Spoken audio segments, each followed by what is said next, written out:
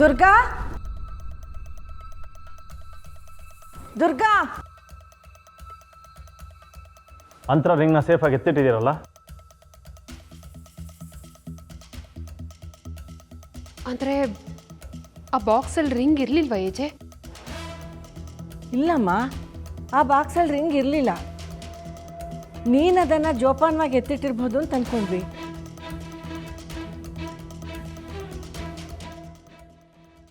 ಇಲ್ಲ ಅಜ್ಜಿ, ಲೀಲಾ ತಂದೆ ಬಂದು ಎಲ್ಲ ಒಡವೆಗಳನ್ನೂ ಕೊಟ್ಟು ಹೋದರು. ನೀವು ಅದನ್ನೆಲ್ಲ ಚೆಕ್ ಮಾಡಲಿಲ್ವಾ? ಚೆಕ್ ಮಾಡಿದ್ವಿ ಏಜೆ, ಆದರೆ ಬಾಕ್ಸ್ ತೆಗೆದು ನೋಡಲಿಲ್ಲ. ನೇರವಾಗಿ ತೊಗೊಂಬಂದು ಅಂತರ ಅತ್ತೆ ಫೋಟೋ ಮುಂದೆ ಇಟ್ವಿ. ಬೇರೆ ಒಡವೆಗಳನ್ನೆಲ್ಲ ಚೆಕ್ ಮಾಡಿ.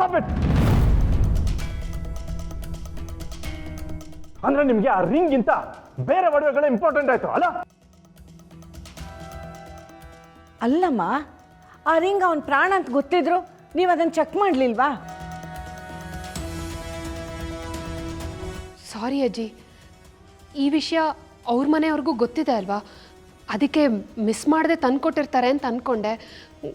ಅವ್ರ ತಂದೆ ಬಾಕ್ಸ್ ತಂದುಕೊಟ್ಟಾಗಲೇ ನಾನು ಚೆಕ್ ಮಾಡಬೇಕಿತ್ತು. ಸಾರಿ ಏಜೆ.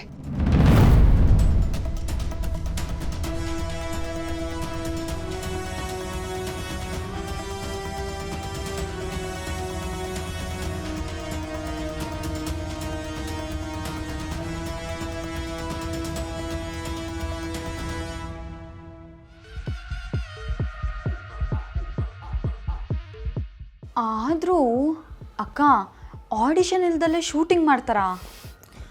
ಏನೋ ಗೊತ್ತಿಲ್ಲ ಅನಿಸುತ್ತೆ. ಆಡಿಷನ್ ಅನ್ನೋ ಅಪ್ಶಕುನ ಇಲ್ಲಿ ಹೇಳ್ಬೇಡ, ಏನಿದ್ರು ಡೈರೆಕ್ಟ್ ಶೂಟೇ.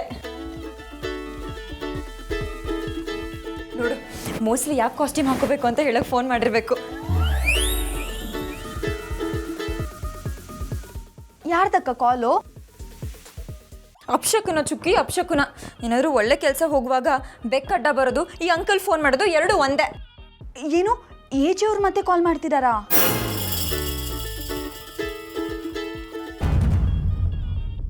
ಕತೆ ಮುಗ್ದು ಫುಲ್ ಸ್ಟಾಪ್ ಇಟ್ಟು ದಿ ಎಂಡ್ ಅಂತ ಬರೆದ ಮೇಲೂ ಇವ್ರು ಹೊಸ ಸೀನ್ ಯಾಕೆ ಕ್ರಿಯೇಟ್ ಮಾಡ್ತಿದ್ದಾರೋ? ಅಕ್ಕ, ಅವ್ರು ಕಾಲ್ ಮಾಡ್ತಿದ್ದಾರೆ ಅಂದಮೇಲೆ ಏನೋ ಇಂಪಾರ್ಟೆಂಟ್ ವಿಷಯ ಇರಬೇಕು. ರಿಸೀವ್ ಮಾಡಿ ಮಾತಾಡು ಅಕ್ಕ. ನೋ ವೇ, ಚಾನ್ಸೇ ಇಲ್ಲ. ಈ ಅಂಕಲ್ ಫೋನ್ ರಿಸೀವ್ ಮಾಡಿದ್ರೆ ನಾನು ಮಾಡೋ ಕೆಲಸ ಎಲ್ಲ ಹಾಳಾಗೋಗುತ್ತೆ. ಈಗ ಬೀಸಿದ ಬಿರುಗಾಳಿನೇ ಸಾಕಾಯಿತು. ಈ ಅಂಕಲ್ ಆಗಲಿ, ಅವ್ರ ಮನೆಯವರಾಗಲಿ, ನನ್ನ ಲೈಫಲ್ಲಾಗಲಿ, ಫ್ಯೂಚರಲ್ಲಾಗಲಿ ನೋ ಎಂಟ್ರಿ.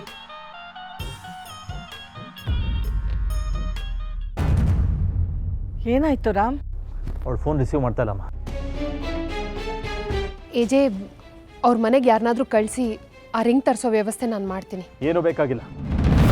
ನಿಮ್ಮ ಜವಾಬ್ದಾರಿ ಏನೋ, ನಿಮ್ಮ ಗಮನ ಯಾವ ಕಡೆ ಅಂತ ಗೊತ್ತಾಗಿದೆಯಲ್ಲ, ಮತ್ತೆ ಹೋಗೋ ಅವಶ್ಯಕತೆ ಇಲ್ಲ. ಹಾಗಾದ್ರೆ ಈಗ ಏನು ಮಾಡ್ತೀಯ ರಾಮ್? ನಾನೇ ಹೊರಟು ಬರ್ತೀನಮ್ಮ.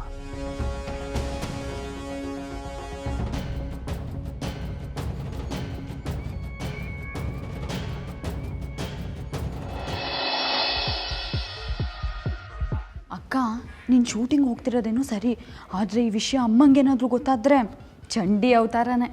ಹೌದಲ್ವಾ, ನಾನು ಶೂಟಿಂಗ್ ಹೋಗ್ತಿದ್ದೆ ಅಂತ ಏನಾದರೂ ಗೊತ್ತಾದರೆ ಅಮ್ಮ ನಾನು ಗ್ಯಾರಂಟಿ ಕಳಿಸಲ್ಲ. ಕಳಿಸೋದಾ? ಕಾಲು ಮುರಿದು ಮೂಲೆಯಲ್ಲಿ ಕೂರಿಸ್ತಾರಷ್ಟೇ. ಅಯ್ಯೋಯ್ಯೋ, ಕಾಲು ಮುರಿದು ನಿಮ್ಮ ಶೂಟಿಂಗ್ ಹೇಗೆ ಅಟೆಂಡ್ ಮಾಡೋದು? ಏನು ಮಾಡೋದು ಚುಕ್ಕಿ? ಏನಾದರೂ ಐಡಿಯಾ ಕೊಡು. ಇನ್ನೇನು ಮಾಡೋದು? ನೀನು ಶೂಟಿಂಗ್ ಹೋಗ್ತಿರೋ ವಿಷಯನ ಮುಚ್ಚಿಟ್ಟು ಏನಾದರೂ ಒಂದು ಸುಳ್ಳು ಹೇಳಿ ಮನೆಯಿಂದ ಆಚೆ ಹೋಗೋದು. ಸುಳ್ಳು ಹೇಳೋದಾ? ಅಯ್ಯೋ ಪಾಪ, ನೀನೇನು ಸುಳ್ಳೇ ಹೇಳಿಲ್ಲ ಅಲ್ವಾ? ಚುಕ್ಕಿ, ಇಲ್ಲಿ ಫ್ಲೋ ಕಟ್ ಮಾಡ್ಬಿಡ. ಅಕ್ಕ ಬಂಡು ಸತ್ಯನ್ ಸ್ಟೈಲಲ್ಲಿ ಯಾವನ ಅವನು ಅಂತ ಆವಾಜ್ ಹಾಕ್ದೆ, ನನಗೂ ರೌಡಿಗಳಿಗೂ ಫುಲ್ ಫೈಟು. ಎಲ್ಲರಿಗೂ ಹೊಡೆದೆ ನೋಡಿ. ಸರಿ ಬಿಡು, ಅಲ್ಲೋಗಿ ಆ್ಯಕ್ಟಿಂಗ್ ಮಾಡೋಕ್ಕಿಂತ ಮುಂಚೆ ಅಮ್ಮನ ಮುಂದೆ ಆ್ಯಕ್ಟಿಂಗ್ ಮಾಡ್ಬೇಕಂತಾಯ್ತು. ಎಕ್ಸಾಕ್ಟ್ಲಿ. ಆಮೇಲೆ ನಿನ್ನ ಸ್ಕ್ರೀನ್ ಮೇಲೆ ಬಂದಾಗ ಅಮ್ಮನ ಸಮಾಧಾನನೂ ಆಗುತ್ತೆ, ಖುಷಿ ಆಗುತ್ತೆ. ಆವಾಗ ನಿಜ ಹೇಳಿ ಕನ್ವಿನ್ಸ್ ಮಾಡಿದ್ರೆ ಆಯಿತು. ಎಲ್ಲಿಗೆ ಹೋಗ್ತಾ ಇದೆಯಾ?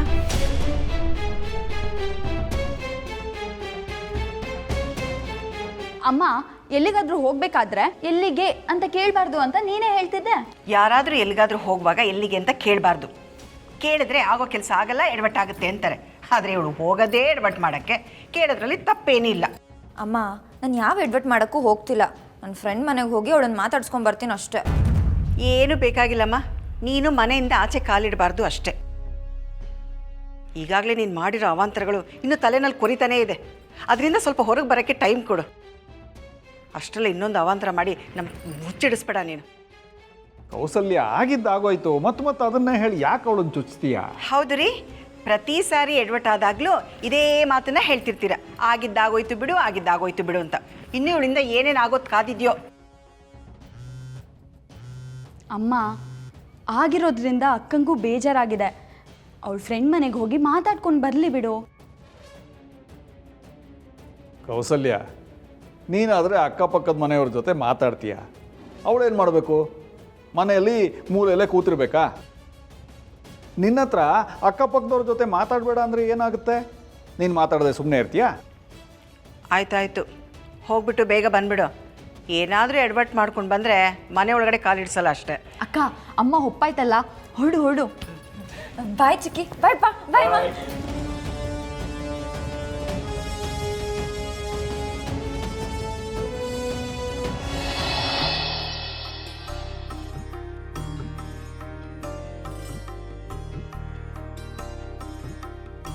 ಎಲ್ಲ ಮುಗ್ದೇ ಹೋಯ್ತು ಅಂದ್ಕೊಂಡಿದ್ದೆ. ಅವನ ಬಾಯಲ್ಲಿ ಪ್ರಾಣ ಕೊಡೋ ಮಾತು ಬಂದಮೇಲಂತೂ ಇನ್ಯಾವತ್ತೂ ಅವನ ಮದುವೆ ವಿಷಯವಾಗಿ ಯಾವ ಪ್ರಯತ್ನನೂ ಮಾಡಬಾರ್ದು ಅಂತ ಅಂದ್ಕೊಂಡಿದ್ದೆ. ಆದರೆ ಈಗ ನೀನೇ ಮತ್ತೆ ಆ ಪ್ರಯತ್ನ ಮಾಡ್ತಿದೆಯಲ್ಲ ತಂದೆ. ಇಷ್ಟು ವರ್ಷ ಆದಮೇಲೆ ಅವನು ಮತ್ತೆ ಮದುವೆ ಮಾಡ್ಕೊಳ್ಳೋದಕ್ಕೆ ಅಂತರ ಆಸೆ ಕಾರಣ ಆಯಿತು. ಈಗ ಅವನು ಮತ್ತೆ ಲೀಲಾ ಹತ್ರ ಹೋಗೋದಕ್ಕೆ ಅಂತರ ಉಂಗುರನೇ ಕಾರಣ ಆಗ್ತಾಯಿದೆ. ಆ ಉಂಗುರನ ನೆಪ ಮಾಡಿಕೊಂಡು ಮತ್ತೆ ಅವರಿಬ್ಬರನ್ನು ಒಂದು ಮಾಡೋ ಕೆಲಸನ ನೀನೇ ಮಾಡ್ತಿದೀಯಾ ತಂದೆ. ನೀರಲ್ಲಿ ಮುಳುಗ್ತಿರೋನ್ಗೆ ಕಡೆ ಕ್ಷಣದಲ್ಲಿ ಸಿಗೋ ಹುಲ್ಲು ಕಡ್ಡಿ ಕೂಡ ಆಸರೆ ಆಗುತ್ತಂತೆ. ಹಾಗೆ ಮುಳುಗ್ತಿರೋ ನನ್ನ ಕನಸಿಗೆ ಮತ್ತೆ ಜೀವ ಬರ್ತಿದೆ ಅನ್ನಿಸ್ತಿದೆ. ನನ್ನ ನಂಬಿಕೆ ಇನ್ನೂ ಸತ್ತಿಲ್ಲ. ಹೀಗೆ ಯಾವುದೋ ಒಂದು ಕಾರಣಕ್ಕೆ ಅವನೇ ಲೀಲಾನ ಹುಡ್ಕೊಂಡು ಹೋಗ್ತಿದ್ದಾನೆ ಅಂತಂದಮೇಲೆ ಲೀಲಾನೇ ನನ್ನ ಮನೆ ಸೊಸೆಯಾಗಿ ಬರ್ತಿದ್ದಾಳೆ ಅನ್ನೋ ನಂಬಿಕೆ ನನಗಿನ್ನೂ ಜಾಸ್ತಿ ಆಗ್ತಾಯಿದೆ. ನನ್ನ ನಂಬಿಕೆನ ಯಾವುದೇ ಕಾರಣಕ್ಕೂ ಸುಳ್ಳು ಮಾಡಬೇಡ ಭಗವಂತ.